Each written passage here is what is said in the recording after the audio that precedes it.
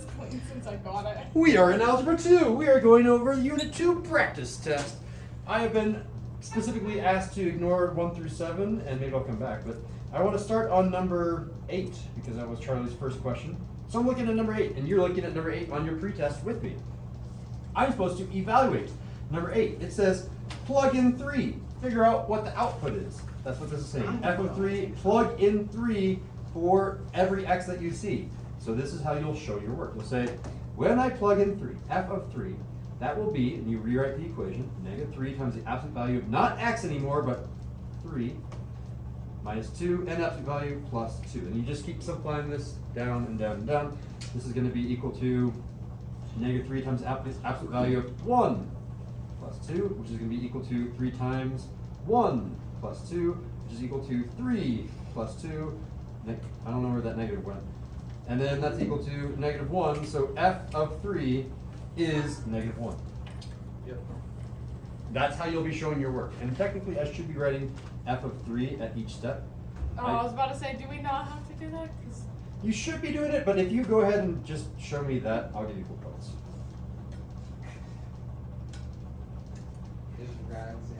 Okay, 9. I want those rags back when you're done. the one that threw him over here. So I would say number 9 and 10 are probably going to be the most missed questions. So I'd like to go over those as a teacher. Hopefully one of you will thank me.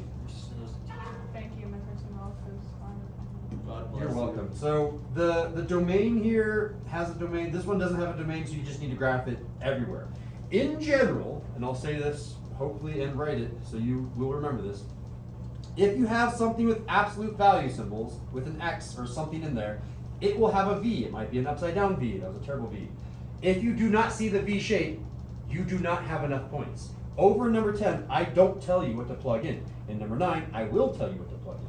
So in number 10, make sure you have enough points to see the V. If you have something like an X squared, you should have a parabola, either a smiley face or a rainbow. It could be right side up or upside down. Which one is which? I don't know, but one of them. What if you have both? You cannot have both unless you have 2 different functions. Oh. So make sure you have enough points where you can actually see that parabola. If you're seeing something that looks like that, you've missed the other side. You need to have enough points where you can see the correct shape. Question. How do you know when to connect them or not? If you have a domain, you do not connect them. If you Okay. do not have a domain, you connect them. Okay. Yeah, that's a great question that I could have done a better job in the lesson explaining. I was super confused on like all of them. All right, here I go. Number 9, do I have a graph here? I do. All right, here's how I would do number 9. I would plug in negative 2 and I would see what I get. So I'd say when I plugged in x value of negative 2 was my f of x value. I get negative 2 quantity squared minus 2 times negative 2 minus 6. So that means when I plug in negative 2, I get, let's see if I can simplify this really quickly. Negative 2 squared, you guys can shut out, is? Negative 4? Positive 4. Negative 2 times negative 2 is a positive 4.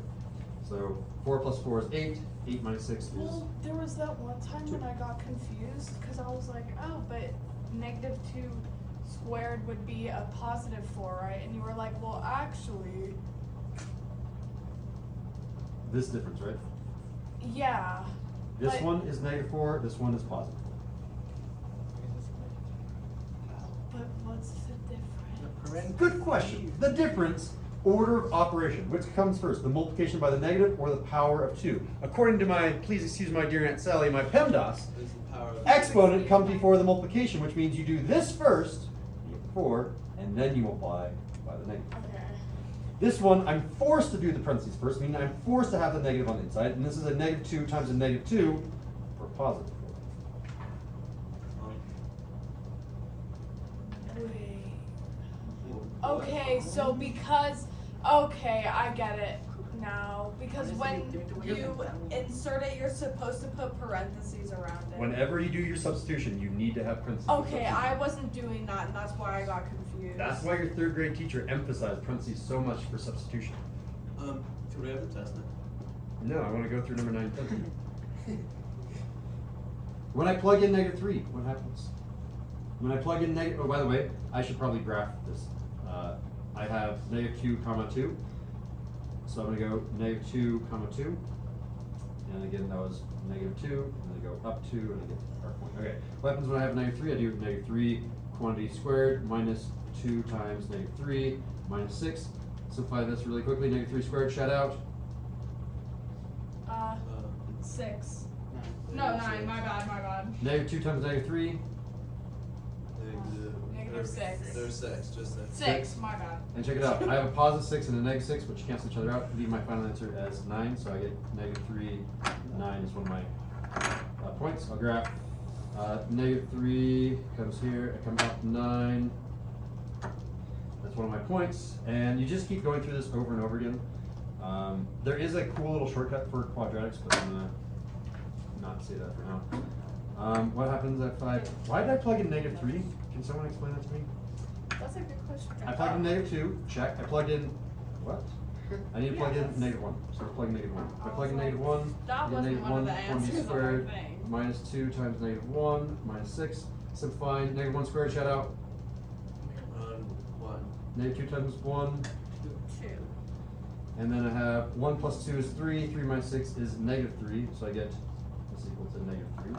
-1, -3, -1, -3, is this point right here. And you just keep doing this, and you'll just have a set of points. I'm going to do this as fast as I can and not ask for participation. Ready, set, go. 1 is going to be 1 squared minus 2 times 1 minus 6, which is going to be 1 minus 2, which is -1, so it's going to be -7. I get 1, -7. 1, -7. And then if I graph a 3, I'm going to have 3 squared minus 2 times 3 minus 6. This is going to be 9 minus 6, which is 3. 3 minus 6 is -3. So I'm going to have a -3 when I plug in 3. When I plug in 3, I get -3. And I'm already seeing that there's an axis of symmetry right here. Looks like it goes like you. And then I'm going to have a 4. So if I plug in a 4, 4 is probably going to be right here, just judging by the axis of symmetry. Cool. You guys see how I use that trick? This is copied 1, 2, 3. Oh, I didn't copy that for the row. So 1, 2, 3, 4. 1, 2, 3. I should have gone over there. Shouldn't have. Let's see. It goes right there. Should we test to see if I'm right? 4 squared minus 2 times 4 minus 6 is going to be 16 minus 8 minus 6. 16 minus 8 is 8. 8 minus 6 is 2. Oh. That's weird. Have I made a mistake? Did you do? I think so. You Why'd you should. put -3 in? I was like, yeah, -3 does not go there. It's 3. I don't need -3. But my question right now is, I'm making a mistake, aren't I? This doesn't feel right. 4 squared minus 2 times 8, 8. That feels weird. I get a height of 2. I guess that kind of looks the same, doesn't it? It does. It's exactly the same. Okay. Well, there's the answer for number 9. I felt like I was doing something wrong. I was incorrect. I'm going to do a really quick number 10, and then we'll do the test. Number 10, we need a graph, so let's go ahead and pull one of these out. Can we use the graph post-its? Yeah. All right, on this one, you need to choose what to choose, or choose an x and a y value. Can I give you a cool little hint for this one? Or do you guys want to just do it the old-fashioned way? Here's a cool hint. Choose a number that makes the inside of this 0. That should be the first one. So your first x value, you should choose 5. That'll be the turnaround point. So if I choose 5, I'm going to get 5 minus 5, 0. Absolute value of 0, 0. Negative 0 is 0. 0 plus 6. So this is going to be 6. You can do this with mental math, right? So I'm going to graph 5 comma 6. And then I'm going to graph any point to the left or right. I'm going to choose, like, I don't know, 4 is to the left. So if I choose 4, mental math. 4 minus 5, -1. Absolute value of -1, 1. Negative version of 1 is -1. -1 plus 6? 5. It's 5. Oop, I have to write that with a pen. So I'm going to come 4, comma 5. And you can see the pattern that's already going to be made with that absolute value function. And then if I choose a number like 6, let's see what happens. So 6 minus 5, 1. absolute value of 1, Negative 1. positive 1 still. Okay. Negative version of that 1 Negative is 1. negative 1. Negative 1 plus 6 is also 5, which means I have a point right here, which means I'm going to have something look like this, and you do your best to go like that. You do need to have arrows on this graph because you're supposed to graph this everywhere. You don't just have a bunch of points. It's technically an infinite number of points. A line is an infinite number of points. So that is how you graph number 10. Nice and quick and easy. Okay. Look at Let's do it.